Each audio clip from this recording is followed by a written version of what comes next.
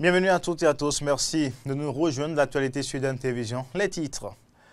Le message de la conférence épiscopale sur la situation politique de notre pays, la voix des hommes en toge, a été portée par le secrétaire général Monseigneur Aristide Gonzalo. C'était ce lundi 15 avril 2019 au siège de la conférence épiscopale.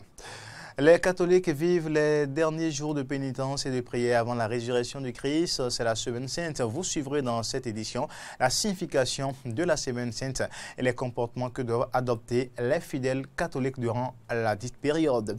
Et puis religion toujours, mais cette fois-ci en France, on parlera de l'incendie qui a ravagé une partie de la cathédrale Notre-Dame de Paris lundi soir.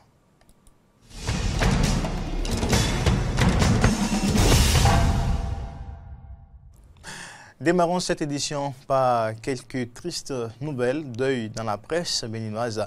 Mathias Biti-Boto n'est plus ancien journaliste de la langue nationale Fongbe à l'Office de radiodiffusion et télévision du Bénin ORTB. Mathias Biti-Boto est décédé dans la soirée de ce dimanche 14 avril 2019 au Centre national hospitalier et universitaire de Cotonou à la suite d'une crise. Il était l'animateur vedette de l'émission très populaire en langue nationale Fongbe, Rovik Léon, sur la radio nationale. Toutes nos condoléances, les condoléances du groupe de presse et télévision de la rédaction à la famille éplorée et à la presse béninoise. Triste nouvelle dans les médias, mais également dans le milieu politique. L'ancien ministre sous le régime de général Mathieu Kérékou Soulé Dankoro serait passé de vie à trépas. Selon des sources proches de sa famille, son décès serait intervenu ce mardi 16 avril à Paris, né vers 1947 à Niaro, dans la sous-préfecture de Sinandé, nord-est du Bénin. Il a été député ancien ministre sous le régime du général Mathieu Kérékou. Il a été également plusieurs fois en lice pour les élections présidentielles. Colonel de l'armée, il était médecin. La conférence épiscopale du Bénin a délivré un message à propos de la situation politique de notre pays. C'est par la voix du secrétaire général Monseigneur Aristide Gonzalo ce lundi 15 avril 2019 au siège de la conférence épiscopale. Propos recueillis par Arnaud Moriagua et Denis Marouya. La paix, une fleur fragile. Filles et fils bien-aimés de Dieu, femmes et hommes de bonne volonté, concitoyennes et concitoyens. À plusieurs reprises ces derniers mois, la conférence épiscopale du Bénin a attiré l'attention du peuple béninois et de ses acteurs politiques sur la tension qui couve et qui monte du fait de la non-réalisation de consensus autour des nombreuses et légitimes réformes à mener pour sortir notre pays, le Bénin, de l'ornière de la malgouvernance et du sous-développement. Après environ 3 décennies d'expérience démocratique faite de haut et de bas, le Bénin se trouve aujourd'hui devant une situation inédite. Des élections législatives auxquelles participeraient seulement 2 partis d'une même obédience politique. Le président de la République, M. Patrice Talon, avait pressenti le risque d'une telle issue des dites consultations électorales en chargeant le président de l'Assemblée nationale, Maître Adrien Hongbeji, d'une mission parlementaire de recherche du consensus autour d'un texte de loi dérogatoire afin que les élections législatives du 28 avril 2019 soient inclusives, transparentes, démocratique et crédible. Constatant l'échec du consensus attendu du Parlement, les évêques du Bénin ont encore œuvré dans le sens d'un recours aux dispositions constitutionnelles appropriées qui permettent au pays de sortir de l'impasse par l'organisation d'élections législatives inclusives. À ce niveau, ils ont dû prendre acte de la décision des chefs des institutions de la République de poursuivre le processus électoral. La conférence épiscopale du Bénin demande aux fidèles du Christ et aux hommes et femmes de bonne volonté de se mobiliser pour intensifier la prière et le jeûne durant le Triduum pascal avec un accent particulier sur le dernier chemin de croix du Vendredi Saint et la récitation quotidienne du chapelet et de la prière pour le Bénin pendant l'octave de Pâques. La conférence épiscopale du Bénin recommande à chacun, en cette période délicate de l'histoire de notre pays, d'agir toujours et partout selon sa conscience éclairée par la loi de Dieu et l'amour de la patrie. La conférence épiscopale du Bénin souhaite et recommande vivement que tous les fils et filles du Bénin s'abstiennent de toute provocation et de toute violence physique ou verbale pour que notre pays continue de vivre dans la paix et la concorde. Vous le savez, le carême catholique s'achève bientôt et depuis ce lundi, les chrétiens catholiques ont commencé la Semaine Sainte. Que comprendre de la Semaine Sainte? Quels sont les comportements que devraient avoir les chrétiens en cette semaine? Le père Eric Opécha, directeur de la cellule de communication de la conférence épiscopale du Bénin, répond à ces interrogations au micro Eden Télévision de Arnaud Mouriagua et Denis Marouya. Et pourquoi on appelle cette semaine la Semaine Sainte? C'est parce que c'est le condensé de toute l'année liturgique. Et puis, au début de notre église, c'était la fête de Pâques, la toute première fête que les chrétiens fêtaient. Et ils mettaient une semaine pour célébrer le mystère de la passion, mort et résurrection du Christ. Et après, ils prenaient 40 jours pour préparer cette fête, c'est le temps de carême, une semaine pour la fêter, et puis ils prolongent encore par 50 jours, ça nous conduira à la Pentecôte. Donc la Semaine Sainte, c'est vraiment le concentré et c'est la fête originale. C'est la toute première fête, disons, du mystère chrétien. C'est avec le temps que les autres fêtes comme Noël, etc. se sont ajoutées. Sinon, au départ, c'était la fête de Pâques. Normalement, le chrétien doit vivre cette semaine de manière intense. Comment? D'abord par la prière. Le chrétien, cette semaine, doit méditer la passion du Christ. Au moins pendant cette semaine, qu'on prenne le temps de lire calmement sa Bible, de lire le récit de la passion. Les 4 évangélistes nous en parlent. Ils peuvent lire selon Saint Jean, selon Saint Matthieu, pour voir comment est-ce que le Christ a souffert lui-même. La troisième chose que moi je recommanderais aux chrétiens en cette semaine sainte, c'est la participation aux célébrations que l'Église, disons, propose. Le mercredi saint, la plupart des diocèses vont célébrer ce que nous appelons la messe chrismale. La messe chrismale, c'est la messe au cours de laquelle les prêtres vont renouveler leurs promesses sacerdotales. Et puis on va bénir les huiles qui vont servir pour le baptême, qui vont servir pour les malades, qui vont servir pour les catéchumènes pendant l'année pastorale, depuis Pâques jusqu'à la célébration de Pâques l'année prochaine. Le jeudi, c'est la célébration de la Sainte Seine, l'institution de l'Eucharistie, où le Christ a institué aussi le sacerdoce comme service, où lui-même, tout fils de Dieu qu'il est, il s'est agenouillé pour laver les pieds de ses disciples. Et le prêtre fera le même geste au cours de la messe du jeudi saint. Donc, j'invite aussi les fidèles à participer à cette célébration. Et le vendredi saint, il y a le grand chemin de croix à la Passion. Généralement, les fidèles ne se font pas prier pour participer à ce chemin de croix. Et puis, le samedi nuit, il y a la veillée pascale où la joie explose, où nous crions « Christ est vraiment ressuscité, Alléluia ». C'est vrai, c'est une messe longue, il y a beaucoup de lectures, parfois il y a les sacrements. Alors il y en a qui préfèrent ne pas y aller et attendre le jour de Pâques. Ils se trompent, c'est 2 célébrations différentes. Et puis, naturellement, le dimanche de Pâques, la messe du jour de Pâques, et qui met fin à la Semaine Sainte et qui nous fait entrer pleinement dans la joie de Pâques. Donc, que le chrétien puisse participer vraiment aux célébrations. Il y en a beaucoup de cette Semaine Sainte. Autre actualité dans cette édition précédemment prévue, pour prendre fin ce 16 avril 2019, l'opération de distribution des cartes d'électeurs se poursuit jusqu'au 21 avril. L'information a été apportée au cours d'un point de presse par l'Agence nationale de traitement ANT, par le régisseur général de l'agence en la personne de Bonaventure Gagnon. Écoutons sa déclaration au micro d'Eden Télévision de Arnaud Mouriagua et Fréjus Fiorci.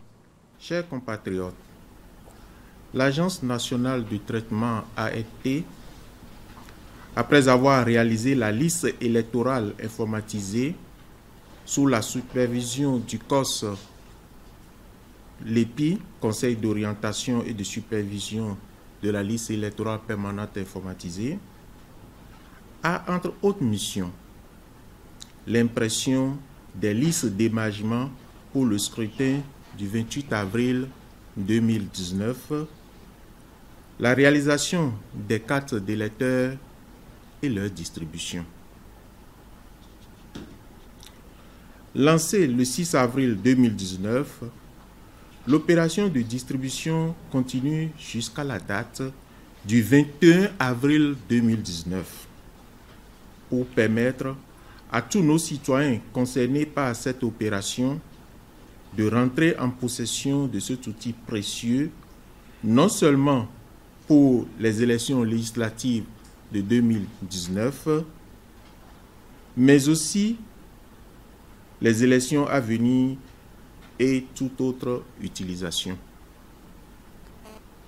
Sont concernés par cette opération les nouveaux majeurs, c'est-à-dire les citoyens qui ont eu 18 ans en 2016, en 2017, en 2018 et jusqu'en avril 2019.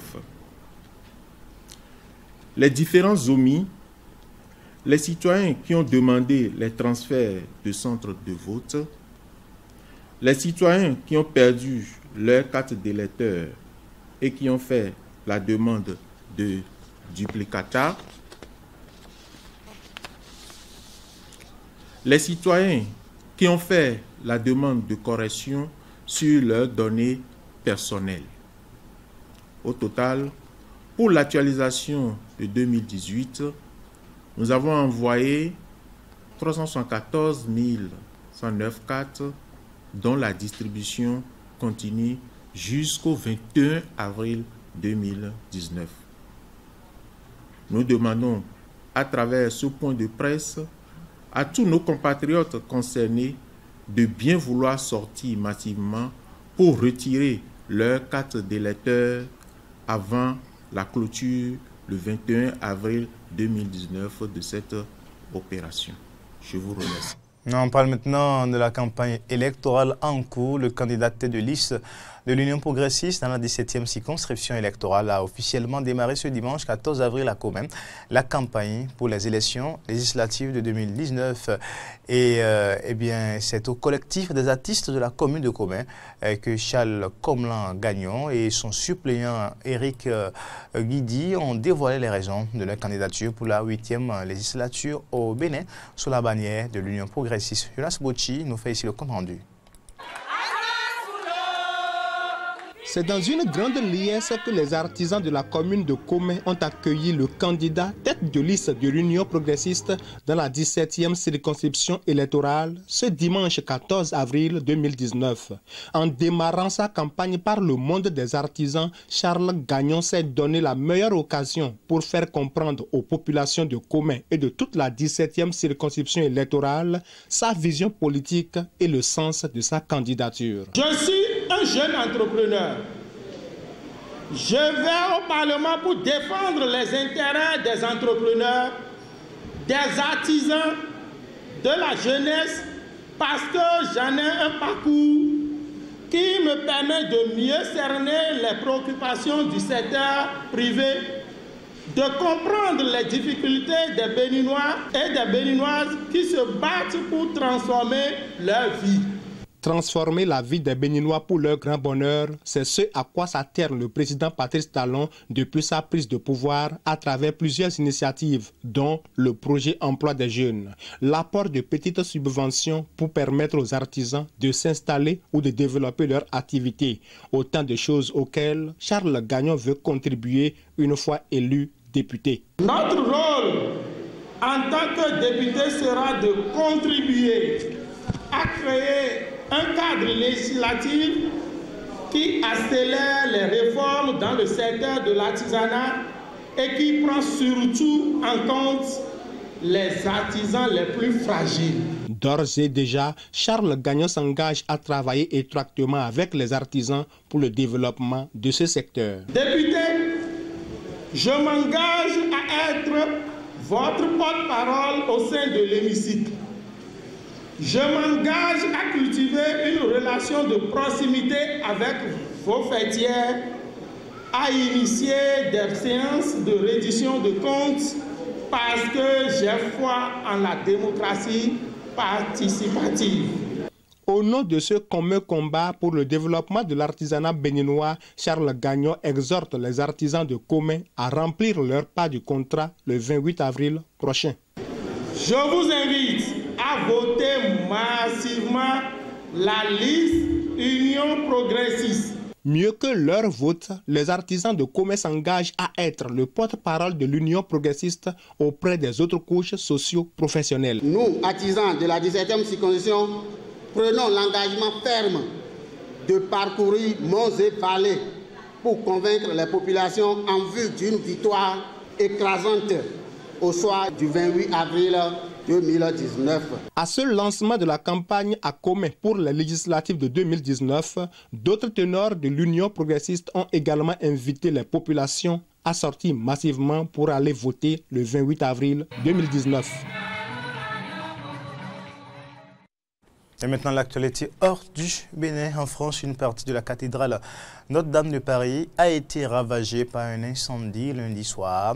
Depuis donc ce lundi soir, le monde entier témoigne sa compassion à la communauté chrétienne de France, mais au-delà de la France à toute entière. L'incendie qui s'est déclaré lundi en fin de journée a totalement éteint, a annoncé le porte-parole des pompiers. On écoute le président français Emmanuel Macron.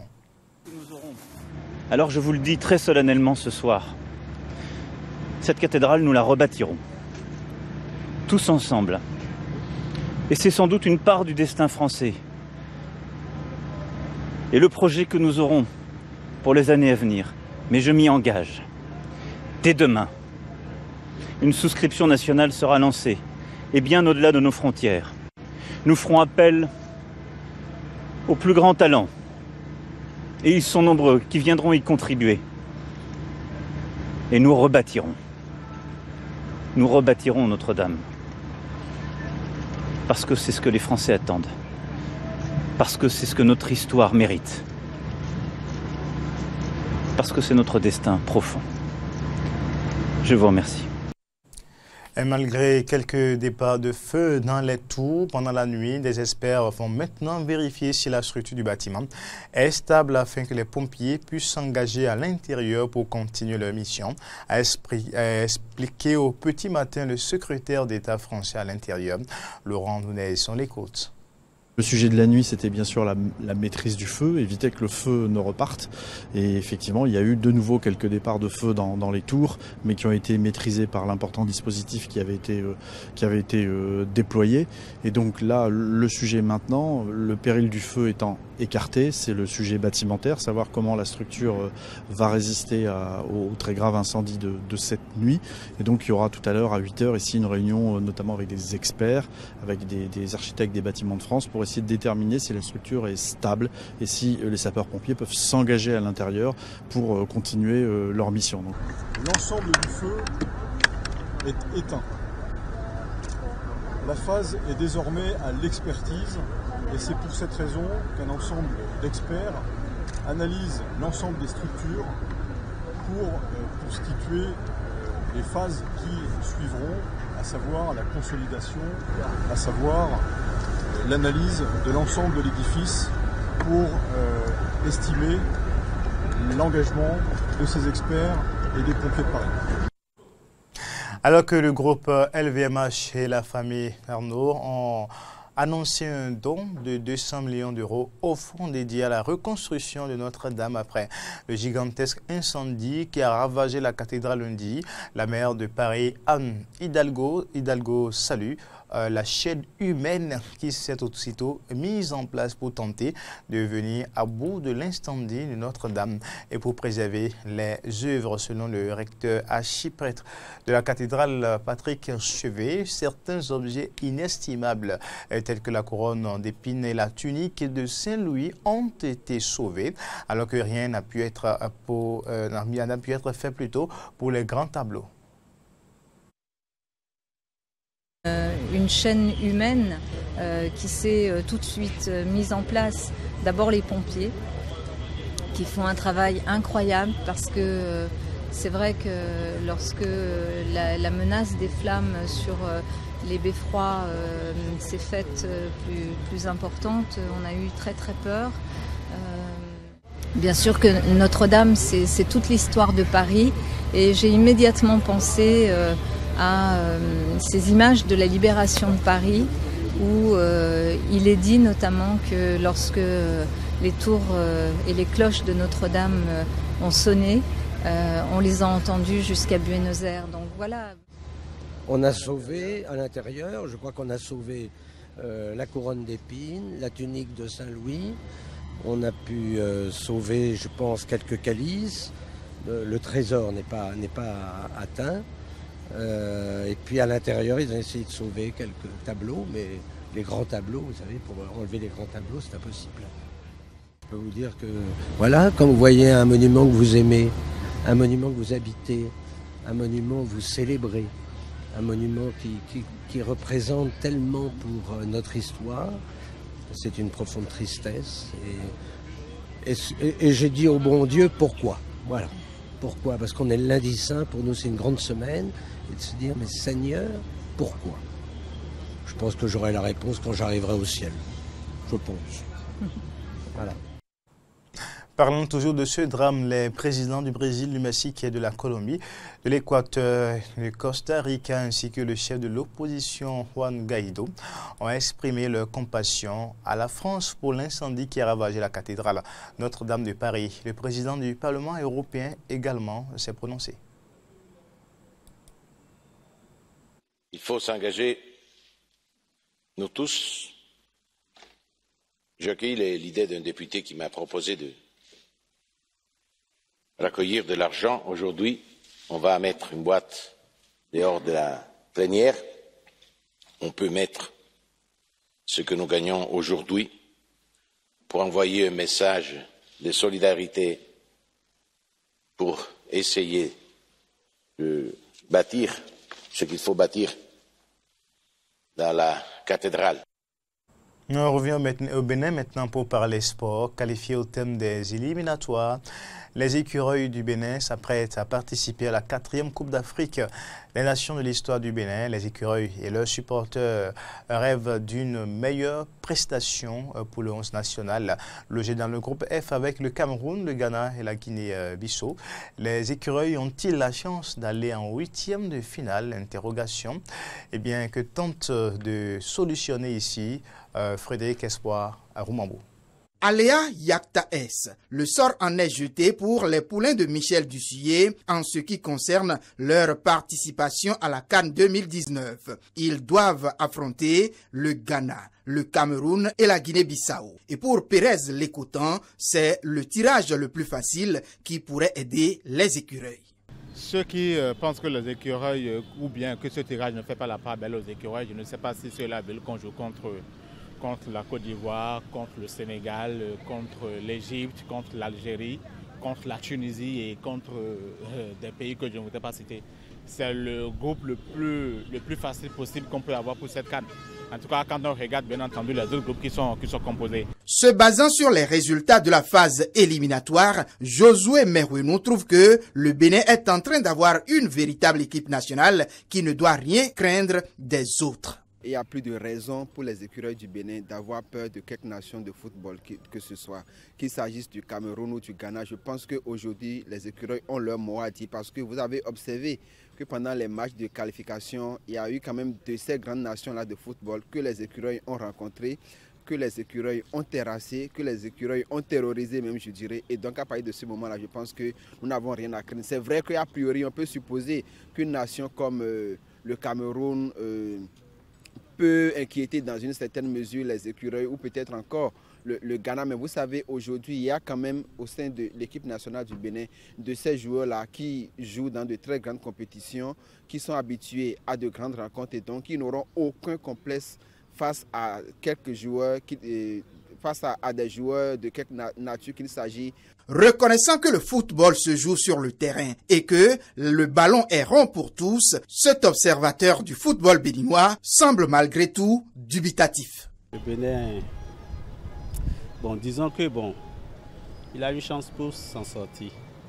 Parce que le football, c'est sur le terrain. Donc, si le Bénin met les paquets dedans là, il va s'en sortir, il n'y a pas de problème. Mettre le parquet, c'est possible, mais le gros du travail revient au coach, à en croire certains férus du football béninois. C'est le travail du coach. Le coach, c'est le coach qui va mettre son plan de préparation en place. Je crois qu'il a déjà fait. Il a déjà fait. Bientôt, les joueurs seront tous en vacances et ils vont commencer par se préparer. Donc, le coach va mettre un programme qui le convient. Et puis, c'est à lui, on a confié la responsabilité de conduire l'équipe. Donc, ce n'est pas à nous, en tant que supporters, de lui dire ce qu'il faut faire. Lui, c'est son métier. Donc, nous croyons en lui. Il nous a fait qualifier. C'est la deuxième fois qu'il nous qualifie. C'est la deuxième fois qu'il nous amène à la CAN. Donc, nous faisons confiance à Tissier. Déjà, il faut que l'entraîneur commence par prendre ses responsabilités. C'est déjà de commencer par voir dans notre groupe les équipes qui ont le même football que ceux qui sont dans notre groupe. Le Cameroun, il faut voir avec le Gabon, les pays qui sont autour là, le Ghana. Il faut voir déjà les équipes avec lesquelles on pourra s'affronter pour que ceux qui ont un football similaire à ces équipes-là, pour qu'on puisse se préparer au moins 3 matchs amicaux avant la phase finale de la Coupe d'Afrique des Nations.